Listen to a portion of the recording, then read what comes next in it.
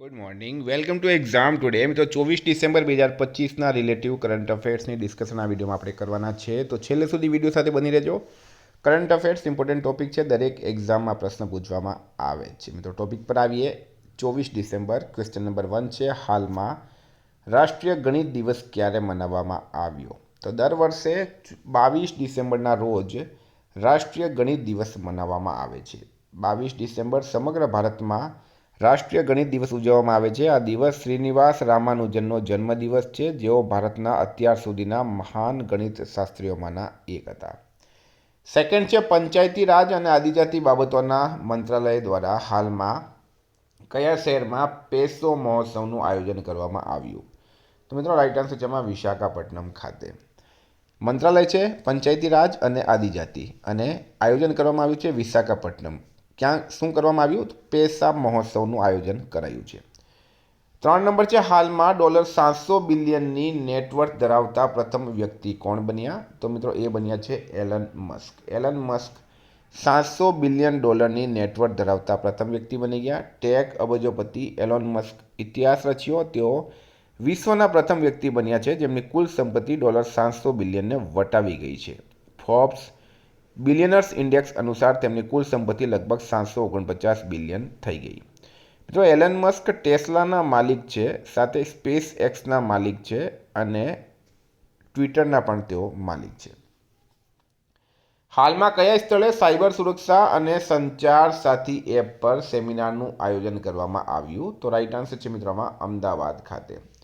Department of telecommunications Gujarat licensed service area દ્વારા 28 November 2025ના રોજ અમદાવાદની આરસી ટેકનિકલ ઇન્સ્ટિટ્યૂટ ખાતે સાયબર સુરક્ષા અંગે જાગૃતિ લાવવા માટે એક સેમિનાર યોજવામાં આવ્યો. મિત્રો એલઆરડી, પીએસઆઈ, સીસી, બેલીફ, તલાટી, ઘણી બધી પરીક્ષાઓ અને એક જ નામ એક્ઝામ ટુડેનું કરંટ અફેર્સ. દરેક પરીક્ષાઓમાં 100% પૂછાય છે. દરેકને આપણે સબૂત પણ આપીએ છીએ, કારણ કે દરરોજ વિડીયો બનાવીને કરંટ અફેર્સ પ્રોવાઈડ કરનાર આપણે એકમાત્ર ચેનલ છે. રોજનું રોજ કરંટ અફેર આપણે પ્રોવાઈડ કરીએ, બરાબર. તો એક્ઝામ ટુડેનું તમને છેલ્લા એક વર્ષનું લેટેસ્ટ મંથલી કરંટ અફેર્સ જોઈતું હોય તો એમાં માત્ર ₹200 9510411961 પર ગૂગલ પે, ફોનપે, પેટીએમ કંઈ પણ કરો, સ્ક્રીનશોટ મોકલી આપો. 2 મિનિટમાં પીડીએફ મળી જશે. કોઈએ સબૂત જોવા છે, ડેમો પીડીએફ જોઈતી હોય તો પણ આ નંબર પર મેસેજ કરો. હાલમાં 4000 રન બનાવનારી પ્રથમ ભારતીય મહિલા કોણ બની છે? તો મિત્રો એ બની ગઈ છે સ્મૃતિ મંદાના. ભારતીય મહિલા ક્રિકેટ ટીમની ઉપ કેપ્ટન સ્મૃતિ મંદાના આંતરરાષ્ટ્રીય ક્રિકેટમાં વાપસી કરીને ઇતિહાસ રચ્યો. 21 ડિસેમ્બર 2025ના રોજ મંદાનાએ વિશાખાપટ્ટનમમાં શ્રીલંકા સામેની પ્રથમ મહિલા T20 આંતરરાષ્ટ્રીય મેચમાં રેકોર્ડ બુકમાં પોતાનું નામ નોંધાવ્યું. 6 છે, હાલમાં ભારતે કયા દેશ સાથે સંબંધો મજબૂત કરવા માટે 3 ઝડપી અસરવાળા પ્રોજેક્ટ્સ આપ્યા છે? તો મ્યાનમાર રાઈટ આન્સર છે. ભારતે મ્યાનમાર ક્ષેત્રમાં 3 ક્વિક ઇમ્પેક્ટ પ્રોજેક્ટ્સ સફળતાપૂર્વક એનાયત કર્યા, જેનાથી મ્યાનમાર સાથે તેની વિકાસ ભાગીદારી વધુ મજબૂત બની છે. આ પ્રોજેક્ટ્સ આજીવિકા સુધારણા, કૌશલ્ય વિકાસ અને મહિલા સશક્તિકરણ અને સ્વચ્છ ઉર્જા પર ધ્યાન કેન્દ્રિત કરે છે, જે ભારતની લોકો કેન્દ્રિત અને વિકાસલક્ષી રાજદ્વારિતાને પ્રતિબિંબિત કરે છે. મ્યાનમારનું મિત્રો કેપિટલ છે નેફિડો, કરન્સી છે મ્યાનમારી ક્યાત, અને પ્રેસિડેન્ટ છે મીન ઓંગ હેંગ.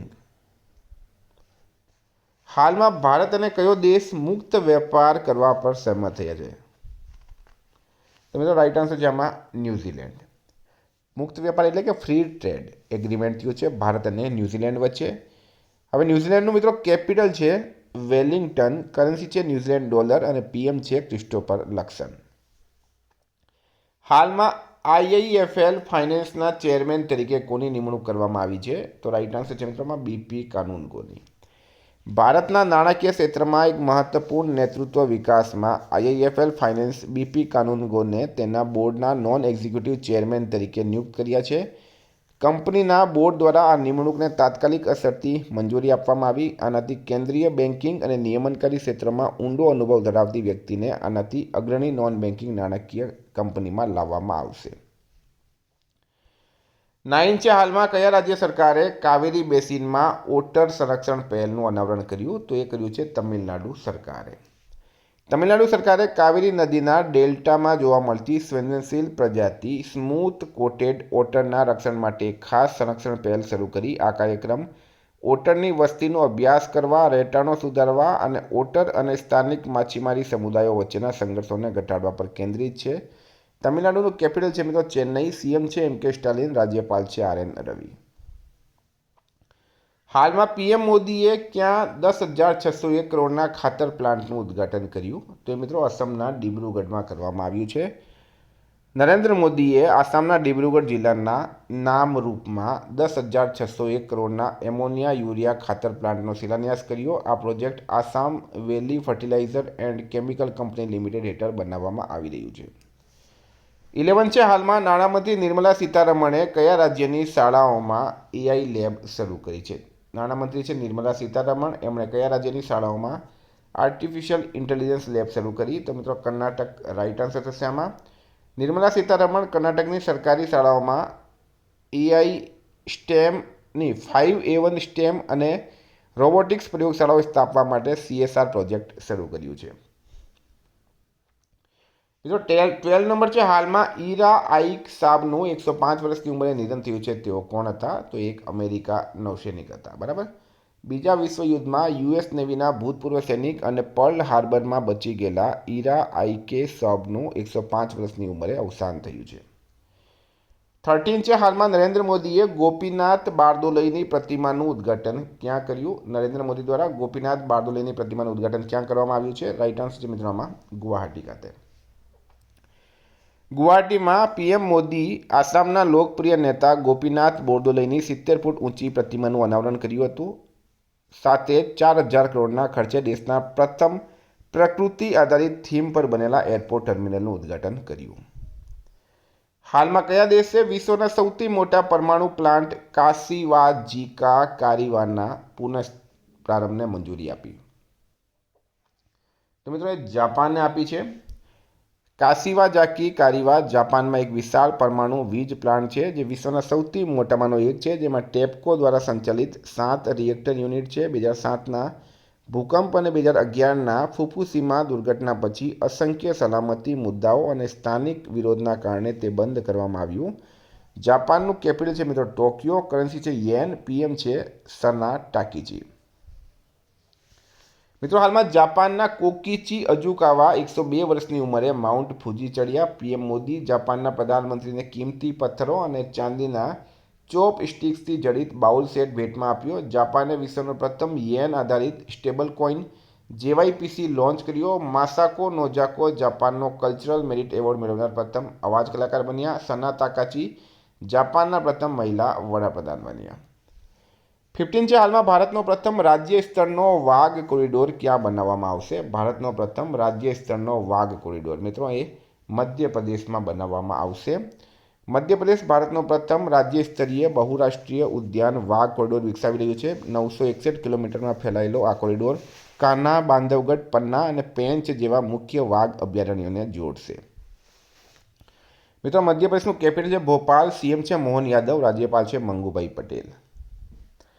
હાલમાં મધ્યપ્રદેશના કુન્નો નેશનલ પાર્કમાં ભારતની પ્રથમ ચિત્તા સફારી શરૂ થઈ. બાંધવગઢ ટાઇગર રિઝર્વ મધ્યપ્રદેશમાં હાથીઓની દેખરેખ માટે ગજ રક્ષક એપ લોન્ચ કરવામાં આવ્યું. NHAIએ મધ્યપ્રદેશમાં NH45 પર ભારતનો પ્રથમ વન્યજીવ સુરક્ષિત રસ્તો ખોલ્યો. મધ્યપ્રદેશ પોતાને નક્સલ મુક્ત જાહેર કર્યું. મધ્યપ્રદેશમાં બાળ લગ્નના કેસમાં 2020થી 47% તીવ્ર વધારો જોવા મળ્યો.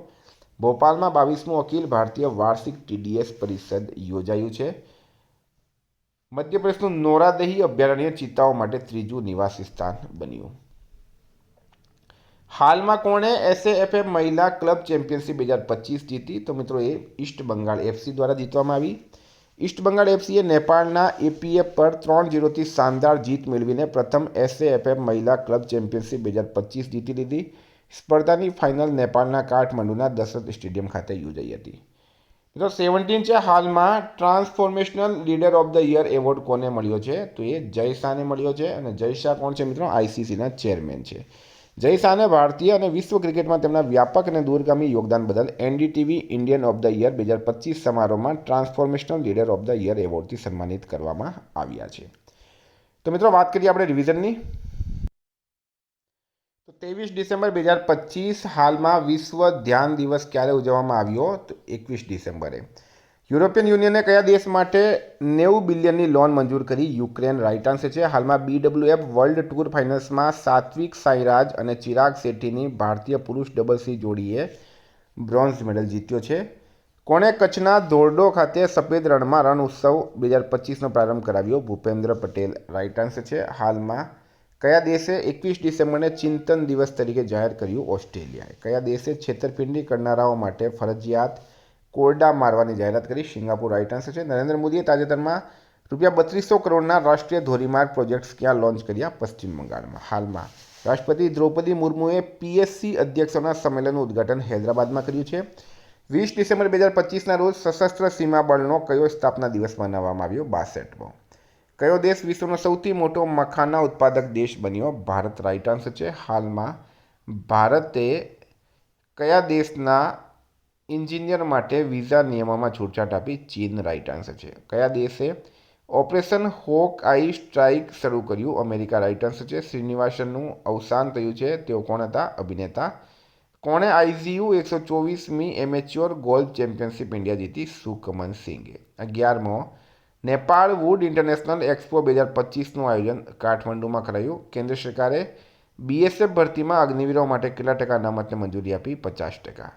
મિત્રો ગઈકાલે પ્રશ્ન પૂછાયો, હાલમાં લોસર તહેવાર ક્યાં મનાવવામાં આવ્યું? જમ્મુ કાશ્મીર. રાઇટ આન્સર હતું. આજનો પ્રશ્ન છે, કયા દેશે બીજી વખત અંડર-19 એશિયા કપનો ખિતાબ જીત્યો? એનો જવાબ તમારે કમેન્ટ બોક્સમાં જણાવવાનો. વિદ્યાર્થી મિત્રો, વોટ્સએપ ટેલિગ્રામની લિંક ડિસ્ક્રિપ્શનમાં છે. PDF માટે 9510411961 પર કોન્ટેક્ટ કરો. Thank you. ફરી મળીશું. જય હિન્દ, જય ભારત.